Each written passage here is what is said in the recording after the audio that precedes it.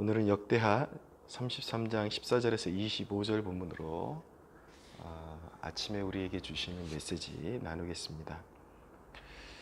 우리가 성경을 묵상하고 그 가운데서 어떤 교훈을 배울 때에 그 본문을 이렇게 좀 다각도로 생각해 보는 게 좋습니다.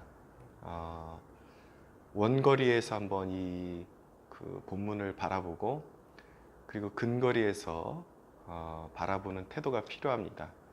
원거리라는 것은 우리 삶의 전체 삶에 좀 시간을 길게 보고 이 본문이 우리 인생에 어떤 의미가 있나. 그리고 근거리라는 것은 바로바로 우리가 지금 당면하고 있는 삶의 현장에서 이 본문이 나의 삶하고 어떤 관계가 있는지 그렇게 원거리에서 한번 살펴보고 근거리에서 살펴보고 적용점을 찾아내는 것이 굉장히 유익하고 중요합니다. 오늘 본문의 내용은 그 므낫세의 아들 아몬에 관한 기사입니다. 므낫세는 정말 그 유다 왕들 중에 가장 극악한 왕으로 역사에 남았지만 그래도 너무나도 감사한 것은 인생의 후반부에 그가 깊이 회개하고 그리고 예배를 다시 회복시키고 정화시키고 일련의 어떤 개혁을 그가 단행했다라는 것을 보게 됩니다. 근데 불행하게 이 므낫세의 아들 아몬은 끝까지 회개하지 않다가 결국 하나님의 징벌을 받아서 자기 그 신복들에게 죽임을 당하는 그런 비참한 말로를 맞이하고 끝나는 인생이 끝나는 그러한 대목을 보여주고 있죠. 이 대목을 멀리서 보면 한 인생이 파국으로 치닫는 이유가 죄에 있다라는 것을 깨닫게 됩니다. 회개하지 않고 죄가 계속 쌓이면 결국 그 인생은 파멸로 들어가게 되어 있습니다. 그런데 이것을 가까이 우리가 우리의 삶에 한 인생이 예수 그리스도를 영접하지 않고 계속해서 죄 가운데 살다가 결국은 그 인생이 마무리가 되면 이제 영원한 심판에 들어가게 된다는 것. 작은 죄라도 그것이 차곡차곡 쌓여가고 사함받지 않으면 죄는 누군가가 그랬습니다. 실오라기 하나만 같은 죄가 쌓여 있어도 그 무게감은 인생을 한 영혼을 지옥으로 보내기에 충분하다. 그러니까 죄의 문제를 해결안 받지 않고 지옥의 권세를 이길 존재가 아무도 없다라는 것입니다. 그런데 우리가 이런 또 본문을 이렇게 가까이서 또 근접적으로 우리가 묵상했을 때에 그럼 이런 메시지는 우리의 지금 당면한 삶과 전혀 관계가 없는 것이냐? 그렇지 않다라는 것입니다. 분명히 우리가 나름대로 믿음 생활을 잘하고 있음에도 불구하고 지금 우리에게 동일하게 죄에 대한 경각심에서 우리를 깨워주는 말씀이 될 수 있다라는 것이죠. 우리가 믿음 생활을 잘하고 있어도 우리의 삶에 죄를 지으면 하나님의 징계가 임하고 그런 심판의 그림자가 이렇게 몰려오게 됩니다. 근데 여기서 좀 부연 설명을 드려야 되는 것은 무엇이냐면 우리 인생이 죄를 안 짓고 살 수가 없다라는 것이죠. 우리가 아무리 깨끗하게 하루를 지내도 특별히 더러운 곳에 가지 않았다 할지라도 우리가 사는 삶의 반경 내에 공기의 어떤 좋은 면도 있지만 대기의 어떤 그런 미세먼지들 오염된 그런 환경에서 오는 반드시 직면하게 되는 내가 잘 깨닫지 못해도 우리의 몸에는 더러움이 쌓여간다라는 것입니다. 그래서 우리가 매일매일의 그 세수하고 또 양치질도 하고 또 하루 일과를 마치고 나면 샤워도 하고 이런 일상을 살아가는 이유가 무엇입니까? 나의 의지와 상관없이 오염에 우리가 노출되고 때는 쌓여간다라는 것이죠. 마찬가지로 하나님 앞에 의인이 없습니다. 무엇이 죄냐라고 물으면 우리가 호흡하는 그 자체가 죄라고 말할 정도로 죄는 우리에 가깝게 있습니다. 만일 하나님께서 우리의 죄대로 우리가 인식하는 죄든지 인식하지 못하는 죄든지 무조건 우리의 죄대로 우리를 하나님께서 통치하신다면 우리는 남아나지 못할 것입니다. 하나님 앞에 설 존재가 없고 일상을 살아갈 수 있는 존재가 아무도 없는 것이죠. 그래서 우리는 매일매일의 삶 가운데 하나님 앞에 회개를 이루는 삶을 살아가야 되는 것이죠. 그러나 이제 오늘 본문 같은 경우 우리에게 더 깊은 의미를 전달하는 것은 그럼에도 불구하고 사람이 그냥 평상시에 그런 오염에 이렇게 자연스럽게 노출되는 것과 의도적으로 또는 의도하지 않았더라도 어떤 더러움에 한번 풍덩 이렇게 빠졌다가 나오는 경우는 완전히 다른 경우라는 것이죠. 그럴 경우에는 바로바로 이렇게 몸을 씻어내주고 그 부위를 특별히 이렇게 집중해서 씻어내주지 않고는 하루의 일과를 보기가 불가능해질 수도 있다는 것입니다. 죄도 마찬가지입니다. 하루하루 일상에 우리의 마음 가운데 죄들이 있지만 도사리고 있지만 하나님이 그 모든 것들을 우리를 자비로 용서하시고 간과해 주시는데 하나님의 판단에 어떤 죄 같은 경우에는 그것이 마음속에서 일어나는 불순한 동기든지 아니면 실제로 우리의 삶 가운데 행해진 하나님의 자녀로서 도저히 있을 수 없는 죄를 범한 것이라든지 하나님이 판단하시기에 이것은 그냥 눈 감아주지 못할 그런 심각한 죄라는 판단이 드실 때는 반드시 하나님께서 어떤 징계를 베푸실 수가 있다라는 것입니다. 그래서 우리가 일상을 살아가면서 우리 자신의 그런 삶에 일어나는 일들을 잘 살피고 우리 마음에서 일어나는 일들을 잘 살필 필요가 있는데 갑자기 평안하던 삶에 어떤 경로로든 우리를 격동시키는 대적이 일어나고 삶의 거친 파도가 일어나면 그때는 한번 우리가 우리의 삶을 전체적으로 점검을 해봐야 됩니다. 우리의 삶과 마음을 살피고 하나님 앞에 기도하면서 이런 일이 왜 나에게 일어났을까? 내 주변에서 일어났을까? 한번 물어보면서 반드시 하나님 앞에서 성령님의 조명하심을 구하면서 각별히 내가 회개해야 될 죄가 있다면 성령님 깨닫게 해 주십시오 라는 간청이 필요한 것입니다. 그럴 때 성령께서 비추어 주시는 어떤 죄가 있다면 그것이 우리의 마음에서 우러나온 어떤 정말 어그러진 어떤 동기였을 수도 있습니다. 마음에서 저질러진 정말 불순한 죄일 수도 있고 그리고 삶에서 행동으로 무슨 의도적으로 악의를 가지고 속였다거나 속여 취했다거나 누군가에게 깊은 상처를 주었다거나 아니면 하나님이 못 보실 거라는 그런 착각하에 저질러서는 안 되는 죄를 저지른 것을 성령님께서 깨닫게 해주실 때에 그 부분을 각별히 주님 앞에 고백하면서 우리는 용서를 구하고 회개의 자리로 나아갈 수가 있어야 하는 것입니다. 우리가 그런 죄를 저지를 때에 하나님께서 반드시 사인을 주십니다.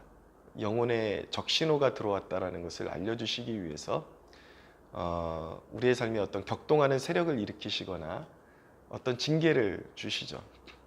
그러면 그때 회개하고 바로 잡으면 하나님께서 그 문제들을 다스려 주십니다. 그런데 하나님께서 몇 번 거듭거듭해서 징계를 내리심에도 불구하고 또 아니면은 어떤 인생의 파도를 보내주셔서 경고하셨음에도 불구하고 그 죄를 반복할 때에 어떤 경우에는 이제 더 이상 그런 어떤 징계나 아니면 그런 어떤 영적인 먹구름처럼 생각되어지는 그런 상황이 우리의 삶 가운데 나타나지 않게 되는 경우들이 있습니다. 그렇게 되면 우리가 두려워해야 되는 것이 무엇이냐면 인간이 담대해집니다. 그래서 이런 죄를 저질러도 이제는 괜찮구나 라는 착각에 빠지기 시작하면 그 죄를 계속 쌓아갑니다. 근데 미련한 인간은 그것이 괜찮은 것으로 알고 있죠. 그러나 여러분, 하나님께서 거듭거듭 몇 번 경고를 주시고 징계를 주셨음에도 불구하고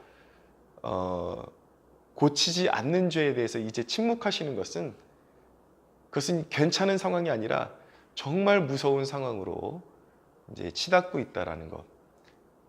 그러니까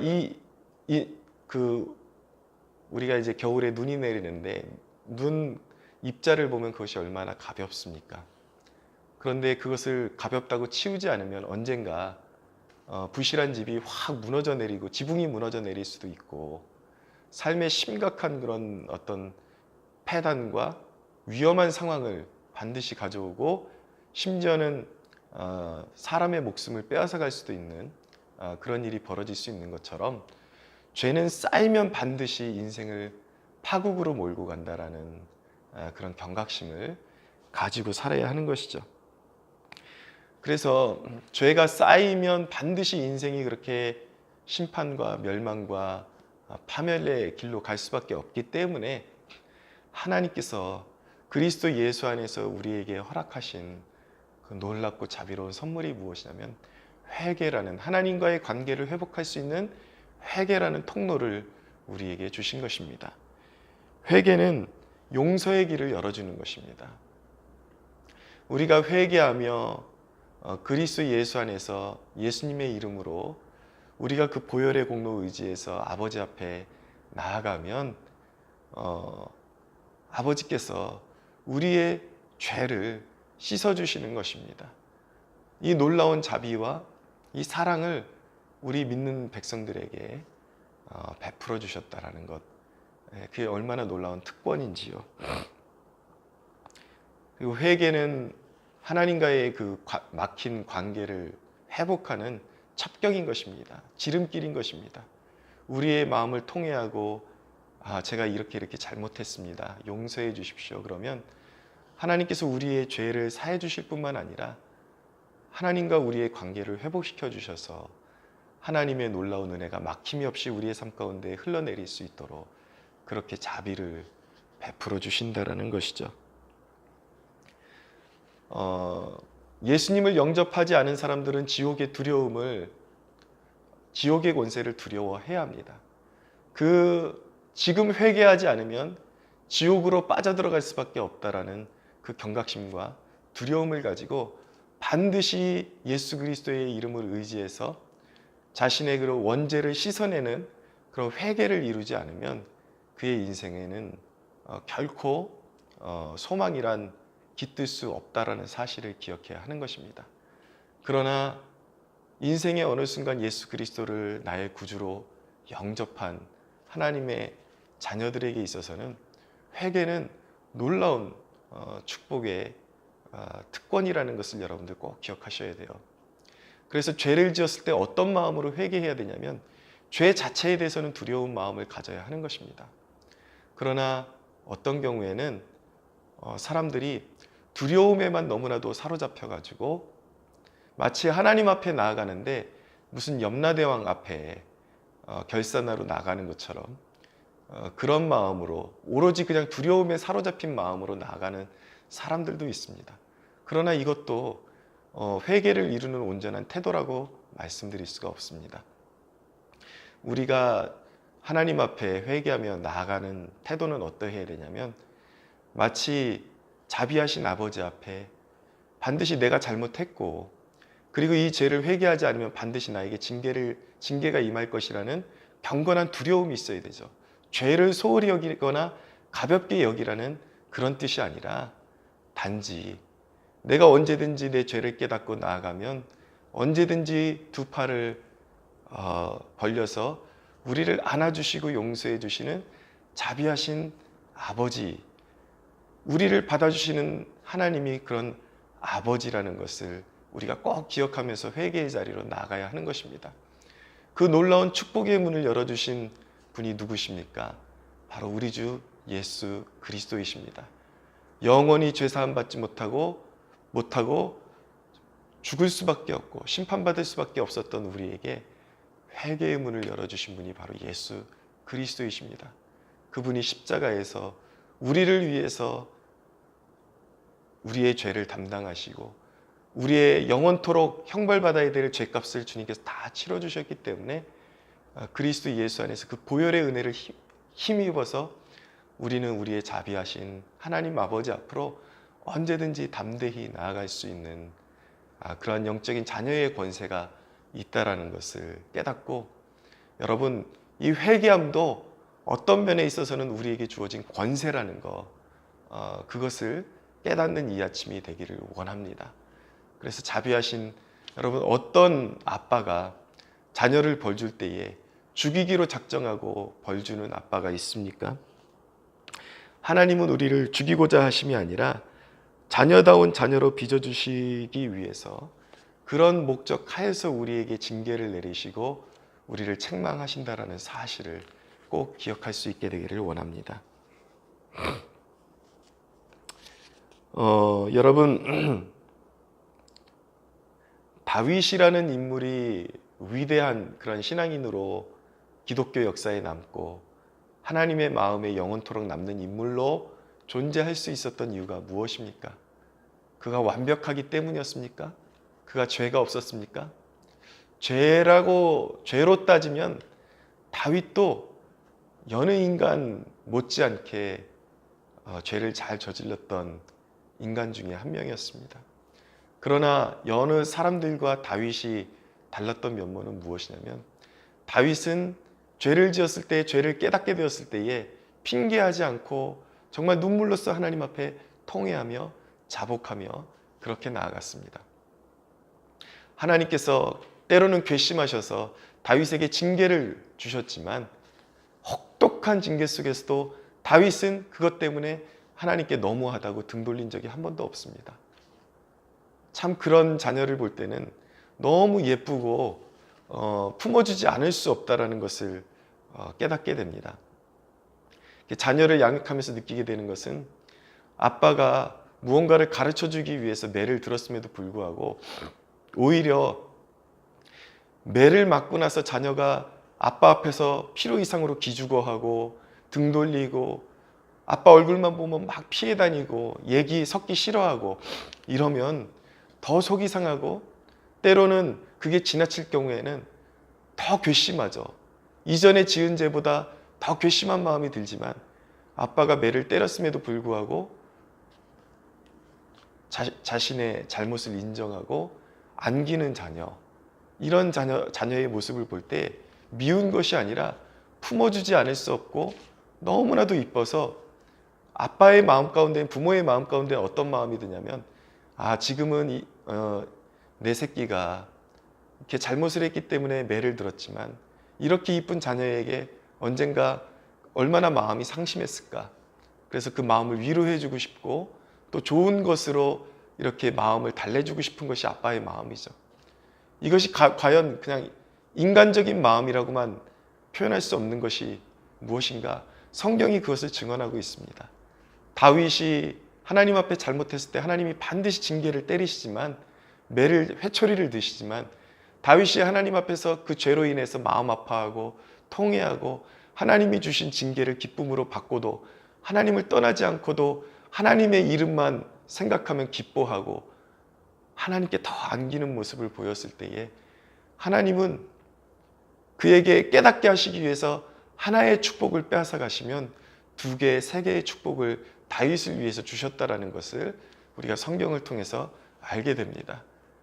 하나의 고통을 주시고 더 큰 축복을, 회복을 주시는 그런 분이 우리가 믿는 하나님이라는 사실입니다.